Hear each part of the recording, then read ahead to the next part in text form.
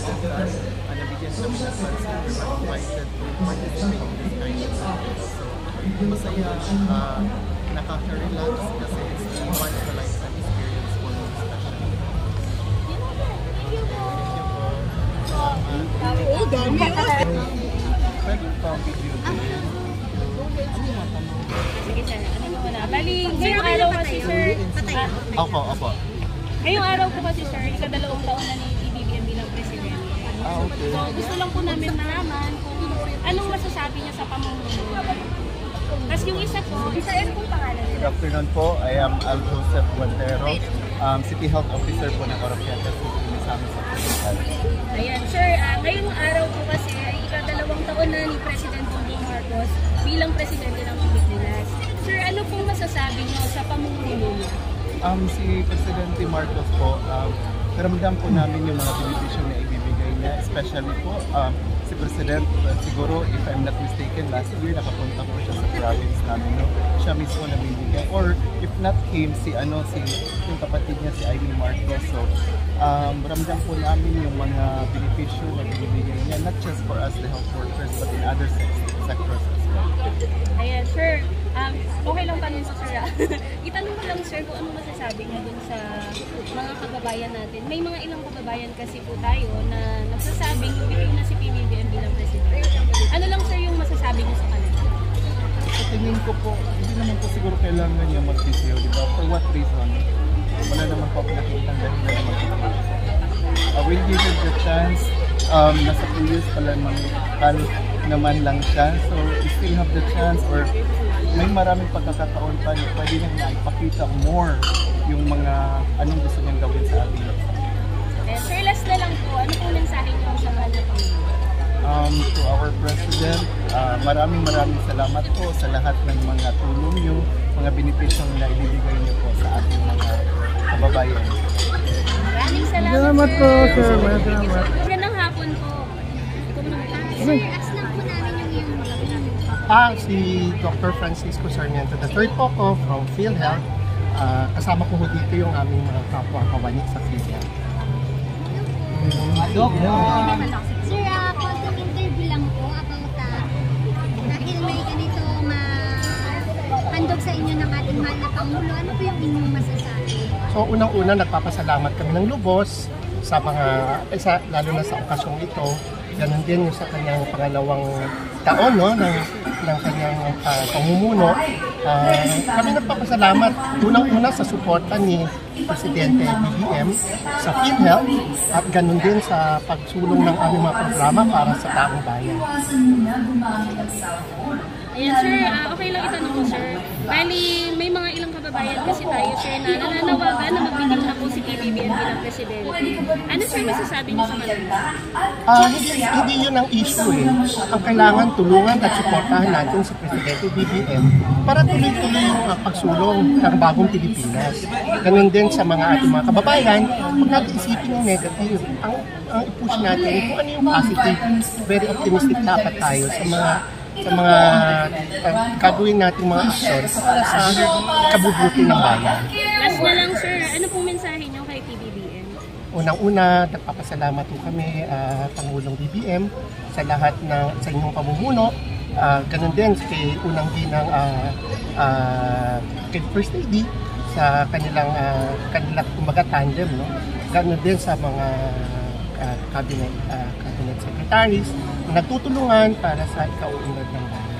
So, sa pangkalahatan, nagpapasalamat ang PhilHealth sa suporta at ganun din po sa aming PCO, si Mr.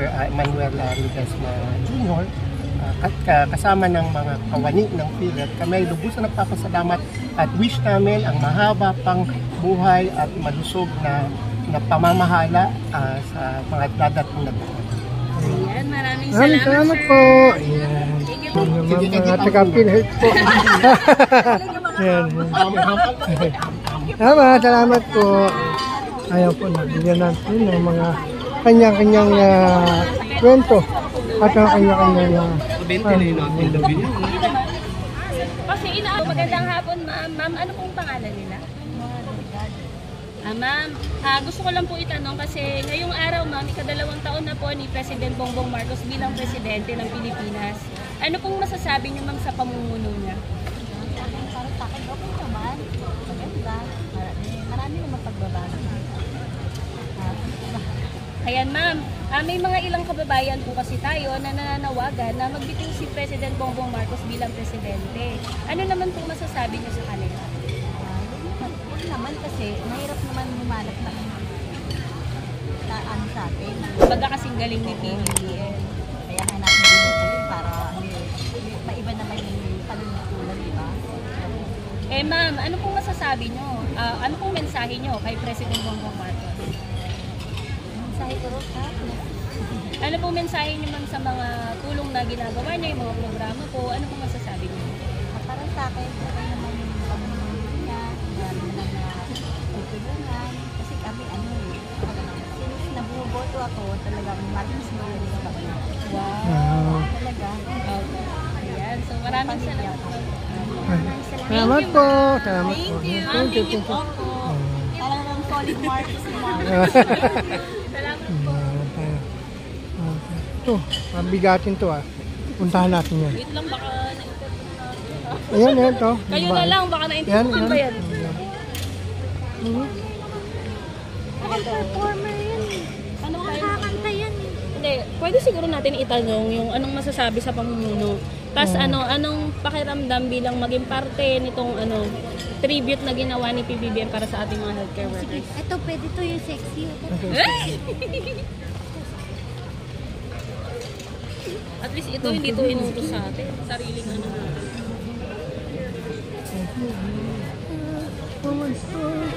Ay, ano yan? Bali, ang tanong lang gusto lang po namin malaman. Kasi ngayong araw po ito 2 taon na ni President Bongbong Marcos, bilang Presidente ng Pilipinas. Gusto lang po namin malaman kung ano pong masasabi niya sa pamumuno. Ngayon. Okay lang. Sa Facebook po, sa YouTube, saka TikTok. Okay lang. Okay lang po ba? Ayan. Kasi, baka makakanig.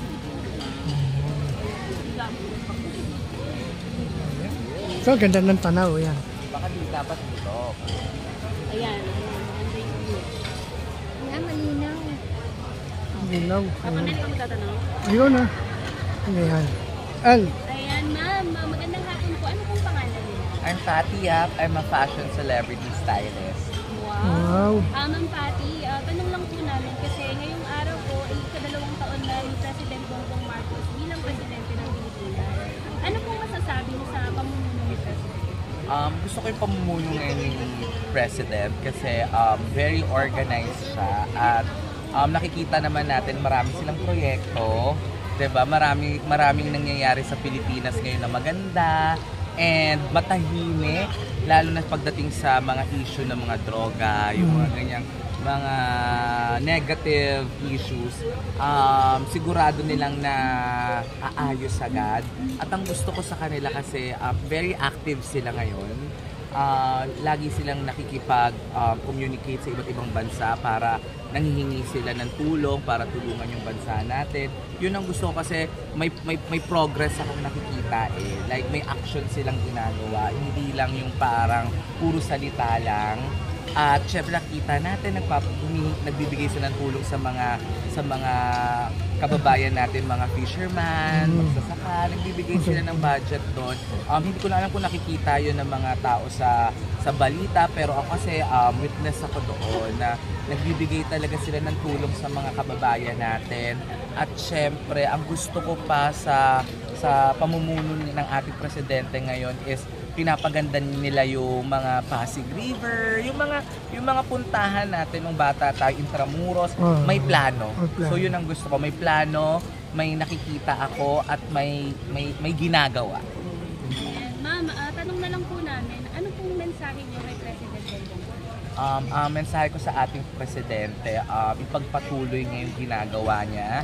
Special, of course, gusto ko rin i-credit syempre ang ating First Lady dahil gusto ko rin talaga yung ginagawa nilang partnership as in nagtutulungan talaga silang dalawa. So yun ang gusto ko sa dynamic ng ating presidente at ng ating first lady. Kaya nakikita natin, 'di ba, na may nangyayari. So, 'yun, gusto ko ipagpatuloy lang nila ang ginagawa nila, and syempre andito ang mga Pinoy na susuporta sa lahat ng mga proyekto at plataforma nila. Ma'am, last na lang po, kasi may mga ilang kababayan po tayo na nananawagan na magbitiw na si PBBM sa pwesto. Ano pong masasabi niyo sa kanila? Syempre yung mga ganyang tao naman, you cannot please everybody, 'di ba? Lahat naman tayo lagi na lang ang tao kasi, especially ang Pilipino, hindi ko naman lahat naman tayo walang satisfaction eh. So, ang mensahe ko lang siguro sa ganyan is bigyan nila muna ng tsansa, 'di ba? Kasi syempre kakaupo lang. Hindi naman agad masusolusyonan ng mga problema, 'di ba? May proseso 'yan na pinagdadaanan. So, kalma lang mga kababayan. Hintayin natin na alam mo umarangkada. At least may nakikita tayong ginagawa nila.